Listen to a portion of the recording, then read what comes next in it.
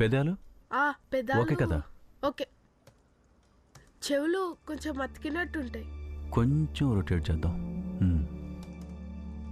Dinesh sir, ఇతను మీ డిపార్ట్మెంట్లో నుంచి వచ్చిన అతనా? కాదు, ప్రైవేట్ కాంట్రాక్ట్. ఓకే. ఎందుకు అడుగుతున్నావు? Sorry to interrupt. ఒక డౌట్ అడగచ్చా? బుగ్గలకి చెవులు కొంచెం అతికినట్టు ఉంటుందనే కదా పిల్లాడు చెప్పాడు. మరెందుకు ఇలా గీశారు? అది సార్, ఎవరైనా? అతను మా నైబర్. ఓ, నేను ఇక్కడ ఒక కాంపోజిట్ స్కెచ్ గీస్తున్నాను, ఊరికే ఏం కాదు.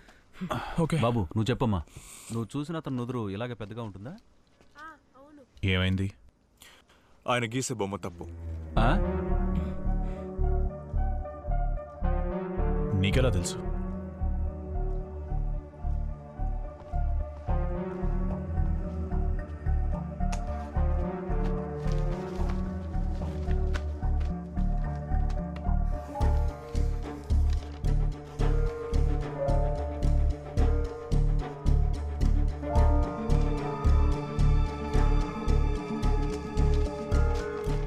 ఇలా ఉంటుందా నువ్వు చూసిన అతని చెవులు?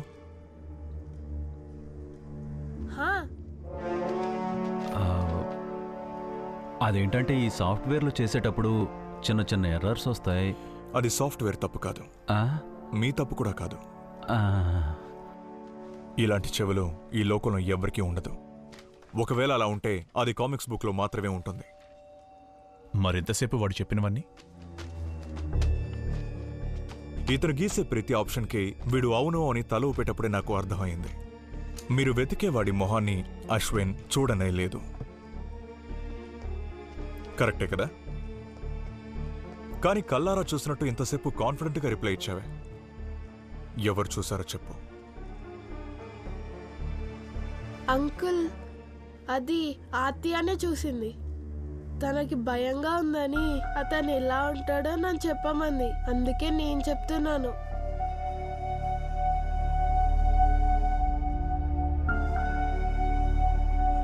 బుజ్జి, నీకు అతని ఫేస్ గుర్తుందా?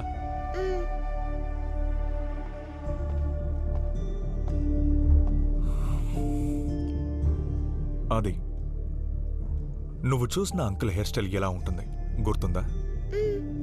నాన్నగారిదిలా వెనక వైపు దువ్విన థిక్ హెయిర్లా ఉంటుందా, లేదా ఆ అంకుల్ ఆయన కూడా సైడ్లో దువ్వినట్టు ఉంటుందా? ఇలా ఉంటుంది. తనెలా అంత కరెక్ట్గా? పట్టుమని మొహం చూస్తే మనందరికీ గుర్తుండే ఫేషియల్ ఫీచర్ హెయిర్ స్టైలే. హెయిర్ స్టైల్లో నెత్తురు దొరికితే మనకు ముక్కు ఎలా ఉంటుందో అప్రాక్సిమేట్గా తెలుస్తుంది. అది ఆ అంకుల్కి ముక్కు ఎలా ఉంటుంది? పెద్దగా ఉంటుందా? కొంచెం పెద్దగా ఉంటుంది. అంత పెద్దగా కాదు. ఓకే.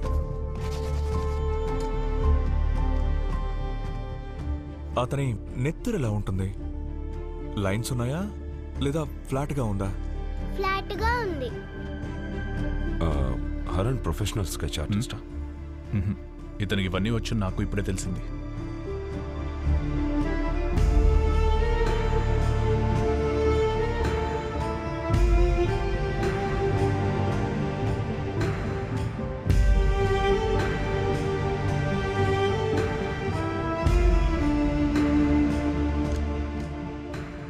ఆ అంకుల్ చెవులు ఇలా అతుక్కునున్నాయా లేదా వెనక్కి ఉన్నాయా? వెనక్కి ఉన్నాయి. ఈ కన్ను డిస్టెన్స్ ఉంది కదా, ఇక్కడ కూడా అంతే ఉంటుంది. ఈ దూరం ఎంత ఉంటుందో ఈ దూరము అంతే ఉంటుంది. అర్థమైందా?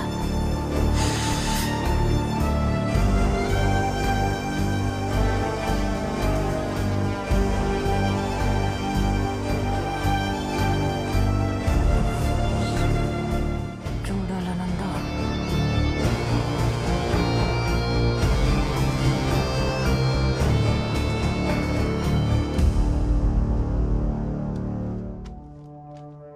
ఇదేనా నువ్వు చూసిన అంకుల్ మొహం? ఇదే.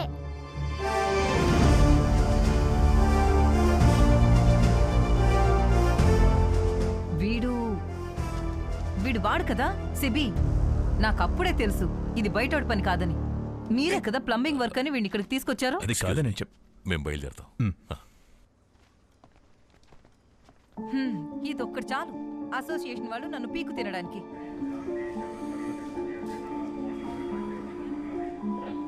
ఎలా ఆమె చెప్పిన టైం ఫ్రేమ్లో ఏ ఒక్క కమర్షియల్ వెహికల్ కూడా ఆ క్రైమ్ సీన్ చుట్టూ ఉన్న ఎగ్జిట్ రోడ్స్లో పాస్ అవ్వలేదు. ఎలన్, మనం ఎంవీడీని కాంటాక్ట్ చేద్దాం. ఈ డీటెయిల్స్ని బట్టి వాళ్ళు షార్ట్ లిస్ట్ చేసి ఇవ్వగలరు. ఇట్స్ ఓకే సార్, ఇది నేనే హ్యాండిల్ చేస్తాను. Thanks for the help. Sir, ఆ అమ్మాయికి ఆ వ్యక్తి గురించి డీటెయిల్స్ అంత గుర్తున్నప్పుడు పొద్దున్న పిలిచినట్టు ఒక ఆర్టిస్ట్ని పిలిపించి ఎందుకు సార్ స్కెచ్ గీయించకూడదు? పోవయ్యా, గీసిన ఒక్క స్కెచ్తోనూ ఉపయోగం లేదు. మళ్ళీ ఇంకొకటా?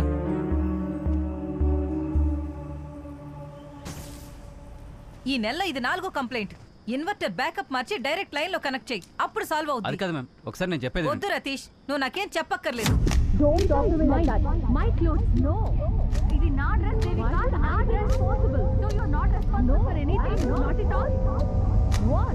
అయితే నువ్వు నన్నే అంటున్నావా? Say something.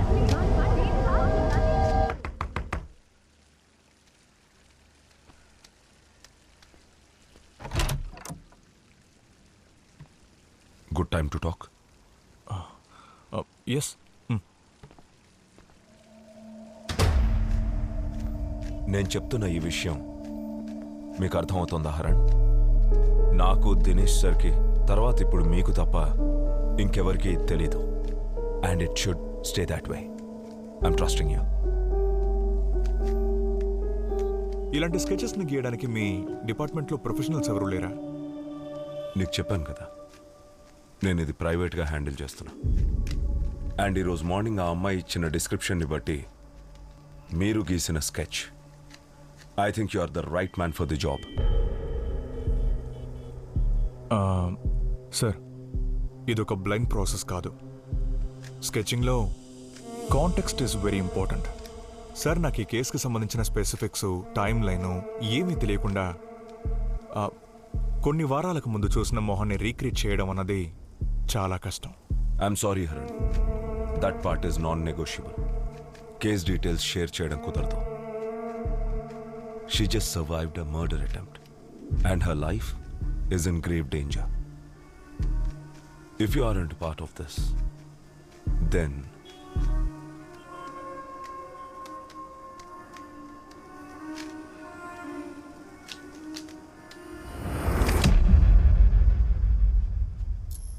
Okay.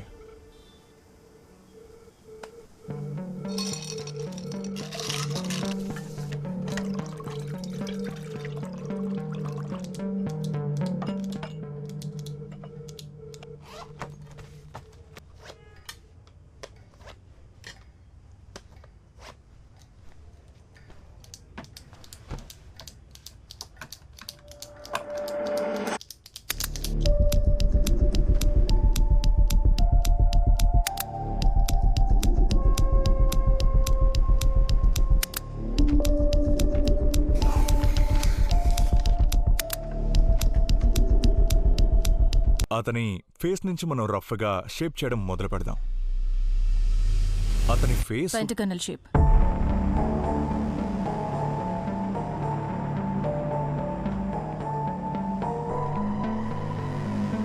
Square shape face కి కింద ఒక 5th కార్నర్ లాగా పొడుగ్గా ఉండే గడ్డం అతంది, లైక్ ఎ పెంటగన్.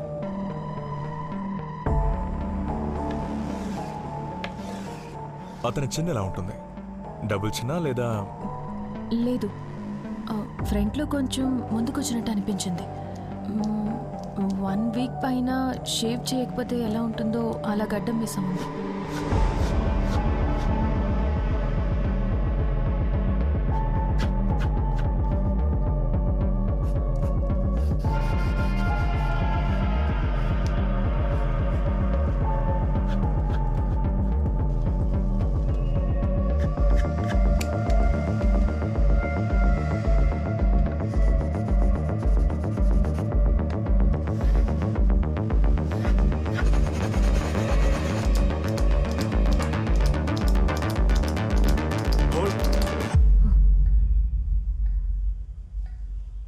కళ్ళని ఐబ్రోస్ని ఇంకోసారి డిస్క్రైబ్ చేయగలరా?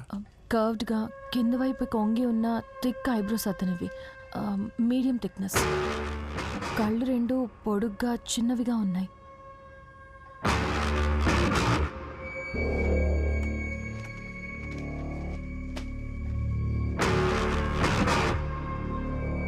Session over.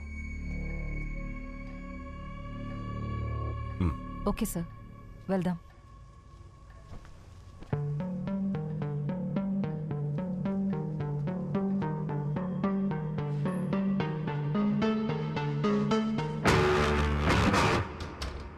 ఏంటి హరణ్?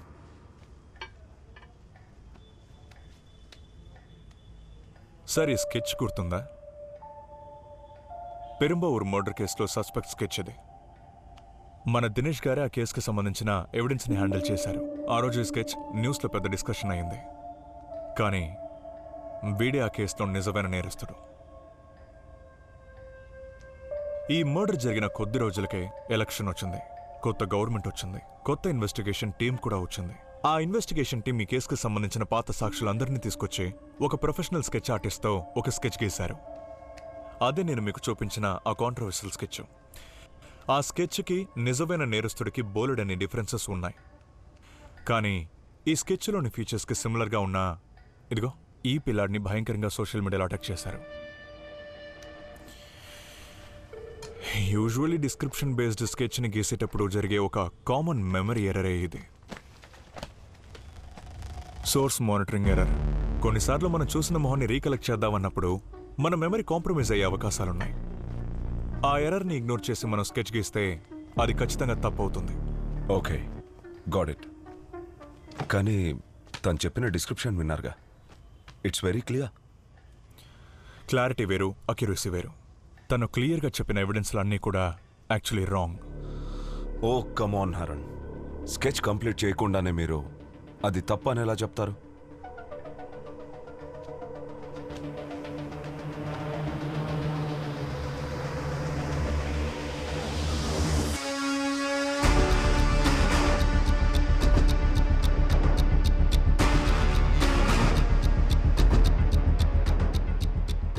నేనే కిల్లర్నైతే తను నన్నే చూపించుండొచ్చు కదా. స్కెచ్ ఎందుకు అనవసరంగా?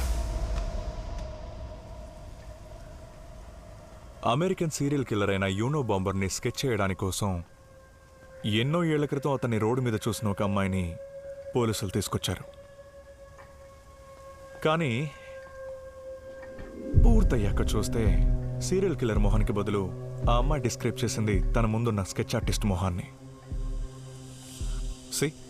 నేను చెప్పాను కదా, it's a classic case of swords monitoring error. ఆ అమ్మాయి రీసెంట్గానే ఒక యాక్సిడెంట్ నుంచి బయటపడింది కదా.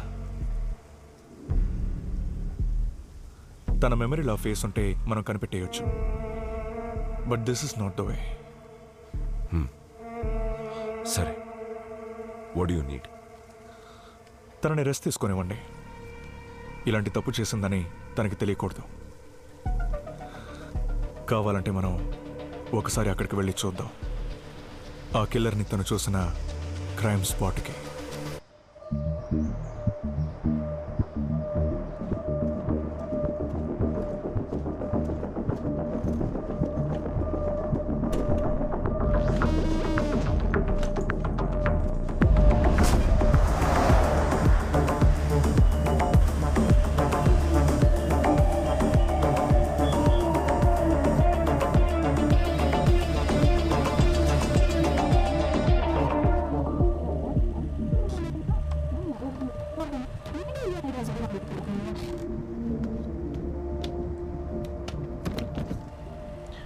ఎలాంటి మ్యూజిక్ అంటే మీకు ఇష్టం? స్పెషల్గా ఏం లేదు. అందరికీ ఖచ్చితంగా ప్రిఫరెన్స్ రెండు విషయాల్లో ఉంటుంది, తిండిలోనూ మ్యూజిక్లోనూ. మనకిష్టం లేని తిండిని తినేటట్టే ఉంటుంది, మనకు నచ్చని పాటలు వినడం కూడా. ఆ రోజు మీరు వచ్చినప్పుడు బండిలో ఏదో ఇన్స్ట్రుమెంటల్స్ విన్నట్టున్నారే. That's Carnatic violin, just mind relax కోసం.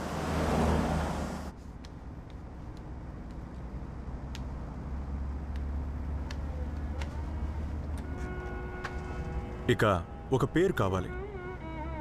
పిలవడానికి ఒక పేరు లేకపోతే కాన్వర్సేషన్ స్మూత్గా ఉండదు. కేర్ టేకర్తోనూ మిగతా వాళ్ళందరితోనూ తన నా సిస్టర్ యాన్ అనే చెప్పాను హరణ్. అండ్ ఓకే, మనం ఇప్పుడు వేరే అప్రోచ్ని ట్రై చేద్దాం. మీరు చెప్పే ఆ క్రైమ్ జరిగిన రోజు అతన్ని మీరు చూడడానికి ముందు జరిగిన అన్ని విషయాల్ని గుర్తు తెచ్చుకోండి.